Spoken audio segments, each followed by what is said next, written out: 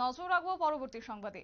ভোটকে সামনে রেখে যেখানে প্রচার প্রসারে ঝড় তুলছে শাসক দল বিজেপি, সেই জায়গায় দাঁড়িয়ে সেই প্রচার প্রসারে দেখা যায়নি হেভিওয়েট নেত্রী প্রতিমা ভৌমিককে। কার্যত তিনি দিল্লিতে ছিলেন বলে তার কারণে দেখা যায়নি রাজ্যের প্রচারে, কিন্তু না, সেই ধারণাটাই কিন্তু কার্যত ভুল।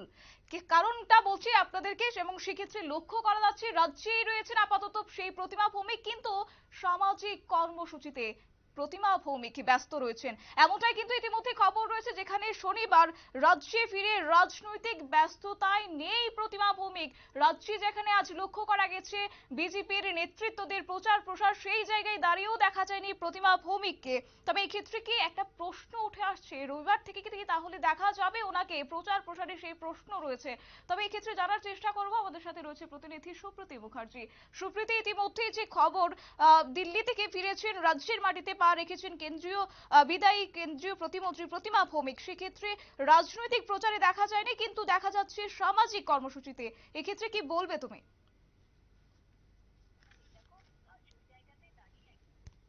সব ঘিরে রাজ্য জুড়ে চলছে একেবারে জোরকর্মী প্রস্তুতি। সেক্ষেত্রে কোথাও যেন গিয়ে নেই প্রতিমা ভৌমিক। জানিয়ে রাজনৈতিক মহল ইতিমধ্যে একাধিক প্রশ্ন কিন্তু করতে শুরু করেছেন যে কোথায় গেলেন তিনি, কেন এবার তিনি ময়দান থেকে সরে গেলেন যখন এরকম ভোট পরিস্থিতি চলছে। এই নিয়ে একাধিক প্রশ্ন কিন্তু হাজারো প্রশ্ন উঠে রাজ্যবাসীর মনে। সেই জায়গাতে দাঁড়িয়ে আজকে দিল্লি থেকে রাজ্যে ফিরেছেন প্রতিমা ভৌমিক। তবে দিল্লি থেকে একেবারে পুরোপুরি যে রাজ্যে ফিরেছেন তারাই তিনি কলকাতাতেও ছিলেন। দিল্লির পর তিনি কলকাতাতে যান এবং সেখান থেকে আজকে রাজ্যের বুকে তিনি ফিরে আসেন বলে আমরা এখনো অব্দি খবর পেয়েছি। এবার রাজ্যের বুকে তাকে দেখা গেছে যে সকাল থেকে নানান রকমের সামাজিক কর্মসূচি বা ধর্মীয় কর্মসূচির মধ্যে থাকছে।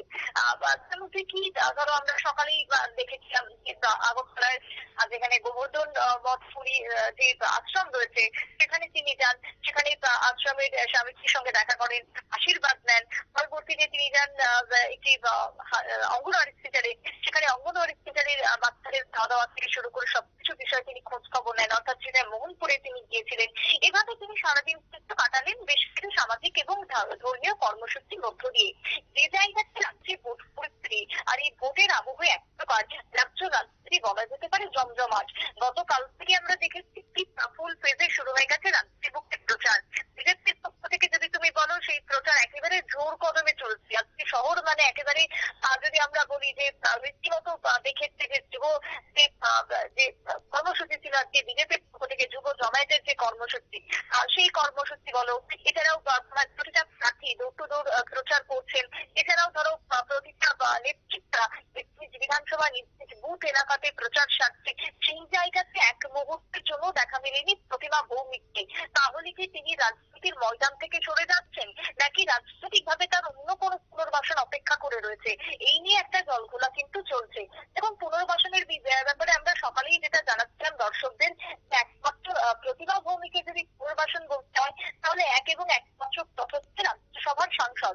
তিনি হয়তো রাজ্যসভার সাংসদ হতে পারেন, তাকে হয়তো সেই জায়গাতে বসাতে পারে বিজেপি কেন্দ্রীয় নেতৃত্ব। কারণ সেই জায়গাতে বিপ্লব দেব যদি পশ্চিম আসন থেকে জয়ী হয়ে যান তাহলে রাজ্যসভা সাংসদের আসনটা কিন্তু রাজ্যের বুকে আবারও ফাঁকা হয়ে যাবে। কারণ বিপ্লব দেবকে সেই জায়গাতে পদত্যাগ করতে হবে। তখন রাজ্যসভার সংসদে কি প্রতিমা ভৌমিক কি বসবেন?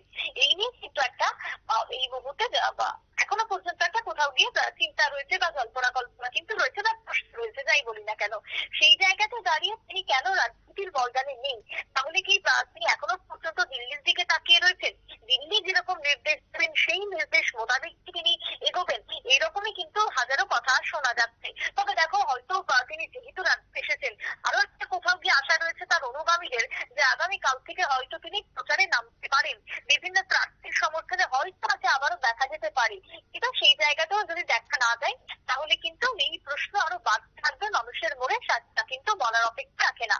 তবে হ্যাঁ, এই মুহূর্তে দাঁড়িয়ে প্রতিমা ভৌমিকে রাজনীতি থেকে সরে একেবারে সামাজিক কর্মসূচি বা ধর্মীয় ভাবে তাকে বেশ কিছুটা মনোযোগ করতে দেখাতেই কিন্তু মানুষের মনে এই প্রশ্ন তৈরি হয়েছে। আর এই প্রশ্ন তৈরি হওয়াটাও কিন্তু খুবই স্বাভাবিক। কারণ তিনি যদিও এখন আপাতত বিদায়ী কেন্দ্রীয় প্রতিমন্ত্রী, তবে তার সঙ্গে তিনিও কিন্তু সাংসদ এবং যে মেলাঘর তার একেবারে নিজের শক্ত আছে, সেই মেলাঘরের মানুষজনও কিন্তু একটা অধীর অপেক্ষায় রয়েছেন। তারাও আশা করে রয়েছেন পশ্চিম আসনের প্রার্থী বিপ্লব দেবের হয়ে হয়তো তিনি মেলা ঘরে প্রচারে যাবেন বা যেতে পারেন, কিন্তু তাকে আদৌ তিনি যাবেন? লোকসভা ভোটের প্রথম দফাই হচ্ছে 19 এপ্রিল। তাই সেই জায়গাতে হাতে আর সময় খুব একটা বেশি নেই। রাজ্যে তিনি যেহেতু ফিরে এসেছেন, তাহলে কি তিনি প্রচার শুরু করতে চলেছেন আগামীকাল থেকে? এই প্রশ্নটা কিন্তু এখন ঘুরপাক খাচ্ছে। তাই এই লাখ টাকা প্রশ্নের জবাব শুধুমাত্র দিতে পারবে সময়। আগামী দিনে তিনি রাজনীতির ময়দানে থাকবেন নাকি না তাকে আর দেখা যাবে না, সেই প্রশ্নের উত্তর বা তার জন্য সময়ের দিকে কিন্তু আমাদের অপেক্ষা করে থাকতে হবে। শতাব্দী।